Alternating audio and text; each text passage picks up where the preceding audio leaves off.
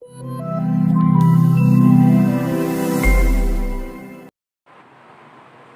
दोस्तों, मैं अभिनव कोचिंग में आपका हार्दिक अभिनंदन है।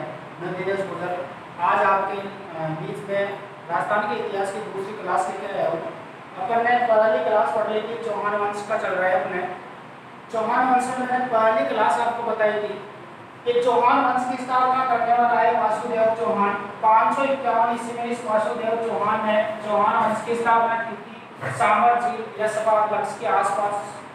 उसके इसलिए ये वासुदेव चौहानों का आदि पुरुष पहला व्यक्ति कहलाता है। उसके बाद में पढ़े थे अपने अजय राज ने 1113 में अजमेर बसाया था और उसको अपनी राजधानी बनाई थी। इसी ने अरावली पहाड़ी पर एक अजमेर दुर्ग बनवाया था जिसका वर्तमान नाम तारागढ़ है। और ये तारागढ़ नाम मेवाड़ के राजकुमार पृथ्वीराज सिसोदिया ने दिया था, जिसका प्राचीन नाम है गढ़मुखी। उसके बाद पढ़े थे अपन ने दुर्लभ राज। इस दुर्लभ राज के काल में पहली बार मुस्लिम आक्रमण हुए। उसके बाद आता है पृथ्वीराज प्रथम के काल में राजा हट्टड़ ने रेवासा शिखर में जीर्ण माता का मंदिर बनवाया था। वे जीर्ण माता चौहान वंश की आराध्य देवी कहलाती है और चौहान वंश की कुल देवी है शाकंभरी माता।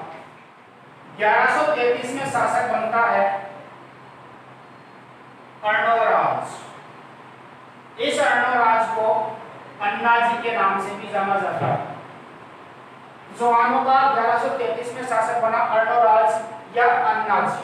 अब देखो इस अर्णोराज और अन्ना जी के काल में तुर्कों ने आक्रमण कर दिया। इसके काल में तुर्कों ने आक्रमण किया, परेशान हो गए क्योंकि पहले तुर्क लूट खसोट करने गायों को चुराने के लिए आया करते थे विदेश से। तो जैसे ही तुर्क आक्रमण करते हैं तो अन्ना जी ने अपनी सेना को आदेश दिया कि जो भी मिले आक्रमणकारी उसको काट दो, एक भी बच के नहीं जाना चाहिए। तो सेना ने और यहाँ की जनता ने मिलकर क्या किया, अजमेर में दो पहाड़ियां, एक पहाड़ी का नाम है तारागढ़ पहाड़ी और दूसरी पहाड़ी है नाग पहाड़ी। तारागढ़ और नाग पहाड़ी एक तरफ से तो आगे से नहीं और दूसरी तरफ से आगे गांव के नागरिक और तलवारें लेकर आए। इस दोनों घाटियों के बीच में सारे इनको बीच में ले लेते हैं तुर्कों। आक्रमणकारियों को इन घाटियों के बीच में लेके और सारे आक्रमणकारियों को काट डाला। सारों की लाशें बिछा दी इसी घाटियों के बीच में। अब यहाँ पर इनकी लाशों से यह जगह पूरी सड़ गई, बदबू आने लगी। तो अर्णोराज ने क्या किया, इसी भूभाग में यानी कि नाग पहाड़ी और तारागढ़ पहाड़ी के बीच में खड्डा करवा दिया और इस खड्डे के बीच एक निकलती है जब चंद्रा नदी। इस चंद्रा नदी का पानी इस खड्डे की ओर मोड़ दिया तो यहाँ पर बन गए एक झील। और दोस्तों इसी झील को अपन आज वर्तमान में आना सागर झील के नाम से जाना जाता है। आना सागर झील। और दोस्तों आना सागर झील है अजमेर के अंदर। तो अर्णोराज अन्ना जी ने अपने नाम से अजमेर में कौन सी झील का निर्माण करवा दिया, आना सागर झील का निर्माण करवा दिया। दोस्तों इसी आना सागर झील पर जहांगीर घूमने आया। आना सागर झील पर जहांगीर घूमने आया और जहांगीर ने इसी झील पर बनवाया दौलत बाग। इसी झील के किनारे दौलत बाग बनवाया। इसी दौलत बाग को वर्तमान में सुभाष उद्यान के नाम से जाना जाता है। इसके बाद यहाँ पर घूमने आया शाहजहां घूमने आया और इस शाहजहां ने यहाँ पर बनवाए 12 दरिया बनवाए गए। इनको कहा जाता है 12 छतरियां। तो आना सागर झील पर जहांगीर आया, जहांगीर ने दौलत बाग बनवाया। इसी दौलत बाग को वर्तमान में सुभाष उद्यान के नाम से जाना जाता है। इस झील पर घूमने आया शाहजहां ने यहाँ पर बैठने के लिए लोगों के लिए 12 दरिया 12 छतरियों का निर्माण करवाया। और दोस्तों ये जो जहांगीर और शाहजहां है ये दोनों मुगल बादशाह इन दोनों की जो माँ थी, इन दोनों की माँ राजपूत थी। इनकी माताएं राजपूत थी, दोनों मुगल बादशाह थे लेकिन इनकी माताएं राजपूत थी। यहाँ पर घूमने आए जहांगीर की पत्नी, जहांगीर की पत्नी, और जहांगीर की पत्नी का नाम था नूरजहां। तो दोस्तों यहाँ पर नूरजहां की माँ आई थी घूमने। जहांगीर की पत्नी नूरजहां और नूरजहां की माँ इस आना सागर झील पर घूमने आए और इसकी माँ का नाम था अस्मत बेग। अस्मत बेग। इस अस्मत बेग ने आना सागर झील पर एक पुल को तोड़ा और पुल से तोड़कर उसने इत्र का आविष्कार कर दिया। तो भारत में पहली बार इत्र का आविष्कार करने वाली महिला का क्या नाम है? तो वो है अस्मत बेग। कहां पर किया था? आना सागर झील पर किया था। दोस्तों इस अर्णोराज ने पुष्कर के अंदर, अर्णोराज ने पुष्कर में आदि बराका मंदिर बनवाया। आदि बराका पुष्कर में इसने मंदिर का निर्माण करवाया। और इस अर्णोराज की जो हत्या की, इसकी हत्या स्वयं के बेटे ने की थी और बेटे का नाम है जगदेव।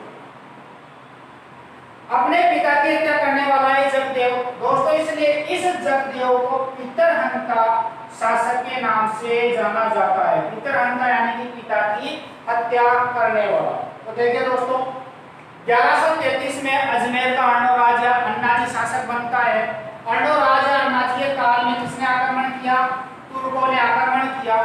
तो यहाँ के नागरिकों और सैनिकों ने मिलकर तारागढ़ पहाड़ी और नाग पहाड़ी के बीच में इन तुर्कों की हत्याएं कर दी और हत्या इनका यहाँ पर लाशें पड़ी रही कई दिनों तक, तो लाशों सड़ने लग गई। तो अर्णोराज अन्नाजी ने यहाँ पर लाशें साफ करवाने के लिए खड्डा करवा दिया और इसी खड्डे में किस नदी का पानी मोड़ दिया? चंद्रा नदी का। तो यहाँ पर एक झील बन गई और झील को इस अर्णोराज ने, अन्नाजी ने अपने ही नाम से इसको नाम दे दिया गया आना सागर झील। और यह आना सागर झील कहाँ पर है दोस्तों? तो यह है अजमेर में। आना सागर झील पर जहांगीर ने दौलतबाग या वर्तमान में इसको सुभाष उद्यान करके इसका निर्माण करवाया। आना सागर झील पर शाहजहां ने 12 दरी या 12 छतरियां बनवाए।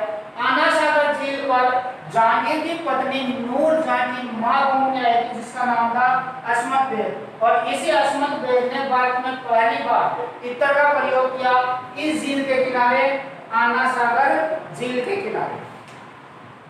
देखो दोस्तों 1158 में यहाँ का अगला शासक बनता है अजमेर का, जिसका नाम है विग्रहराज।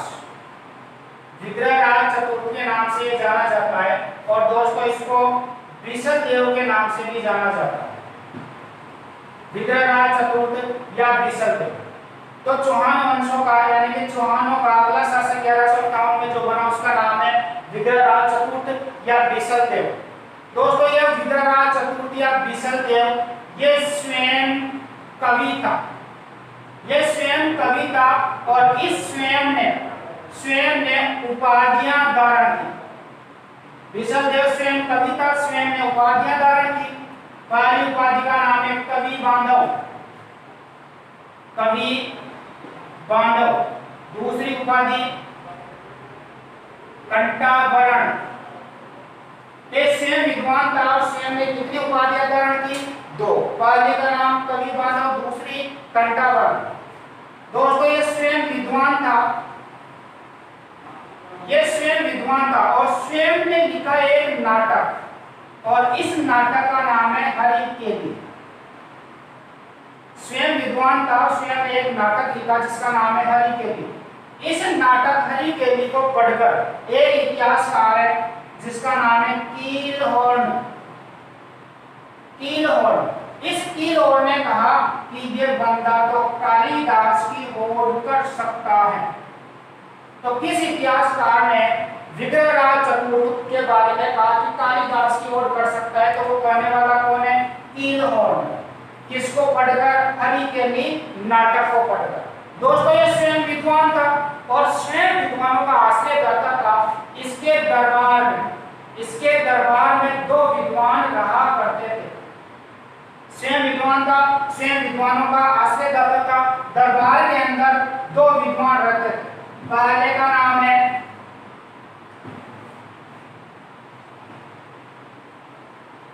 नरपति नालर,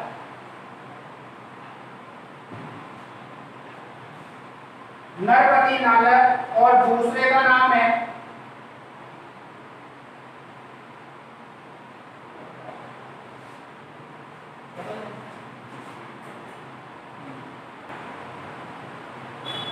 दूसरा है सोमदेव। तो दोस्तों सेम ये विद्वान का दरबार में दो विद्वान रहा करता था, एक का नाम है नरपति नालर, दूसरे का नाम है सोमदेव। इन सोमदेव ने ग्रंथ लिखा और उस ग्रंथ का नाम है ललित विग्रह राज।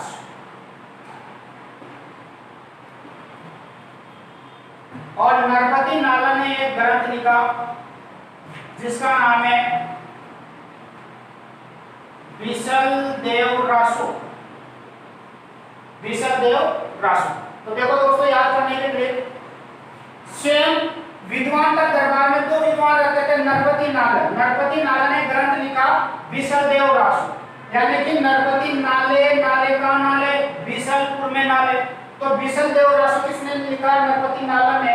सोमदेव, सोमदेव ने कौन सा ग्रंथ लिखा? ललित विग्रह राज ग्रंथ की रचना।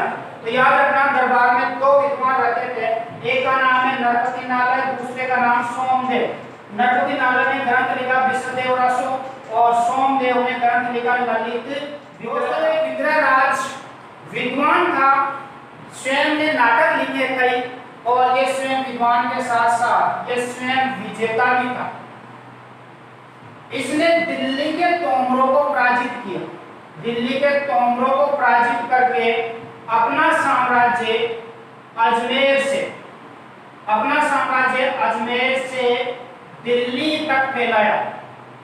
अपना साम्राज्य अजमेर से कहां तक फैला लिया? दिल्ली तक।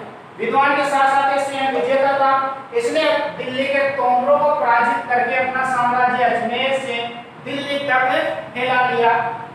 इसलिए दोस्तों इस विग्रहराज चतुर्थ का जो काल है, इसका काल चौहान साम्राज्य का,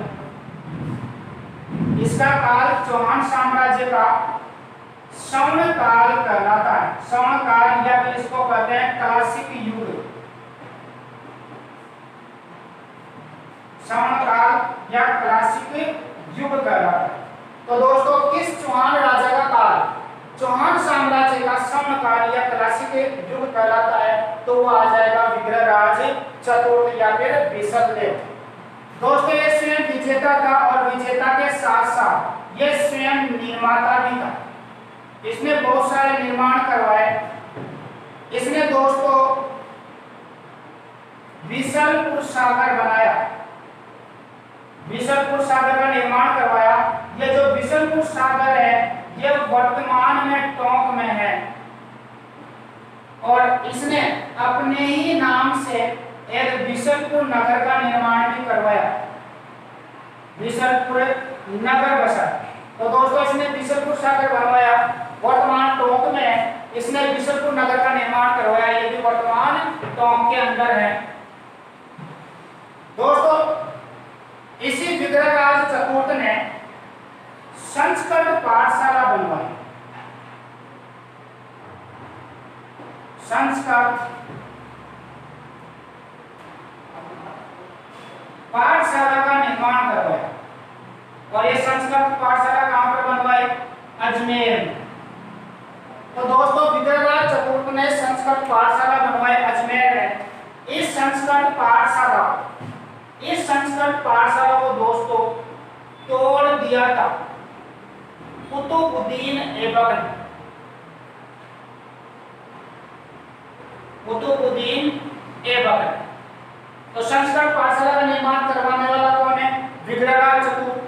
तोड़ने वाला कौन है? कुतुबुद्दीन ऐबक। और इसको तोड़कर इसकी जगह ढाई दिन के झोंपड़े का निर्माण करवाया, ढाई दिन का झोंपड़ा। ढाई दिन के झोंपड़े का निर्माण किसको तोड़कर किया गया है? संस्कृत पाठशाला को। दोस्तों ये ढाई दिन का झोंपड़ा है, यह राजस्थान की प्रथम मस्जिद है, राजस्थान की प्रथम मस्जिद इसको कहते हैं। और दोस्तों इसी को कहा जाता है 16 खंभों का महल। जो दोस्तों ये 2.5 दिन का झोपड़ा बनवाया, इस 2.5 दिन के झोपड़े का वास्तुकार, इसका वास्तुकार है जिसका नाम है अबू बकर। तो 2.5 दिन के झोपड़े का वास्तुकार कौन है? अबू बकर। दोस्तों 2.5 दिन झोपड़े यहाँ पर अजमेर में आज 2.5 दिन का उर्स लगता है। 2.5 दिन का उर्स लगता है। उर्स यानी कि मेला लगता है। किसकी याद में लगता है? तो ये लगता है दोस्तों पंजाब शाह एक संत है, पंजाब शाह संत की याद में, ये मुस्लिम संत है, पंजाब शाह संत की याद में यहाँ पर 2.5 दिन का आज उर्स लगता है। तो देखो दोस्तों 1158 में विग्रहराज चतुर्थ या विष्णुदेव शासक बनता है। यह स्वयं विजेता था। इसने दिल्ली के तोमरों को पराजित किया और अपना साम्राज्य अजमेर से दिल्ली तक फैला लिया। इसलिए विग्रहराज चतुर्थ का काल चौहान साम्राज्य का स्वर्णकाल या क्लासिक युग के नाम से जाना जाता है। यह स्वयं निर्माता था। इसने टोंक में बिशुलपुर सागर बनवाया। इसने बिशुलपुर नगर का निर्माण करवाया और स्वयं ने अजमेर में संस्कृत पाठशाला का निर्माण करवाया, जिसको बाद में कुतुबुद्दीन ऐबक ने तोड़ दिया था और इस संस्कृत पाठशाला को तोड़कर यहाँ पर 2.5 दिन का झोपड़ा बनवाया। दोस्तों ये 2.5 दिन का झोपड़ा राजस्थान की प्रथम मस्जिद कहलाती है। इसके 16 खंभे लगे हुए हैं, इसलिए इसको 16 खंभों का महल कहते हैं। 2.5 दिन के झोपड़े का वास्तुकार कौन है? तो वो है अबू बकर। दोस्तों यहाँ पर 2.5 दिन का उर्स या मेला लगता है, किसकी याद में? तो वो है पंजाब शाह संत की। यहाँ का शासक 1158 में, जिसका नाम है विग्रहराज चतुर्थ, और इसी को दोस्तों बिशलदेव के नाम से जाना जाता है, बिशलदेव। तो दोस्तों इसने दिल्ली के तोमरों को पराजित करके अपना साम्राज्य अजमेर से दिल्ली तक फैला लिया। विग्रहराज चतुर्थ ने 1163 ईस्वी में दिल्ली में शिलालेख लगवाया। शिलालेख का निर्माण करवाया। तो यह दोस्तों विग्रहराज चतुर्थ स्वयं विद्वान था, स्वयं कवि था, स्वयं ने कवि बांधव घंटाभरण की 2 उपाधियां धारण की और स्वयं विद्वान था, विद्वानों का आश्रयदाता था। इसके दरबार में 2 विद्वान रहा करते थे। पहले का नाम सोमदेव, दूसरे का नाम नरपति नालय। नरपति नालय ने ग्रंथ लिखा जिसका नाम है सोमदेव ने ग्रंथ लिखा जिसका नाम है ललित विग्रहराज, और नरपति नालय ने जो ग्रंथ लिखा उसका नाम है बिशलदेव रासो। दोस्तों ये स्वयं विजेता था विग्रहराज चतुर्थ। इसने दिल्ली के तोमरों को पराजित किया और अपना साम्राज्य अजमेर से दिल्ली तक फैला लिया। इस स्वयं विजेता के साथ साथ स्वयं निर्माता भी था। इसने अजमेर में संस्कृत पाठशाला बनवाई, जिसको तोड़ दिया बाद में कुतुबुद्दीन ऐबक ने और उसकी जगह 2.5 दिन के झोपड़े का निर्माण करवाया। 2.5 दिन का झोपड़ा राजस्थान की प्रथम मस्जिद कहलाती है, 16 खंभों का महल कहलाता है, जिसका वास्तुकार है अबू बकर। और यहाँ पर आज 2.5 दिन का उर्स या मेला लगता है पंजाब शाह संत की याद में। दोस्तों इस विग्रहराज चतुर्थ ने 1163 ईस्वी में दिल्ली में कौन सा शिलालेख लगवाता है? तो शिलालेख का नाम है शिवालिक शिलालेख। तो आई होप दोस्तों आपको ये क्लास पसंद आई होगी। अगली क्लास अगले वीडियो में मैं आपके लिए जरूर बहुत जल्दी लेकर हाजिर होऊंगा। धन्यवाद।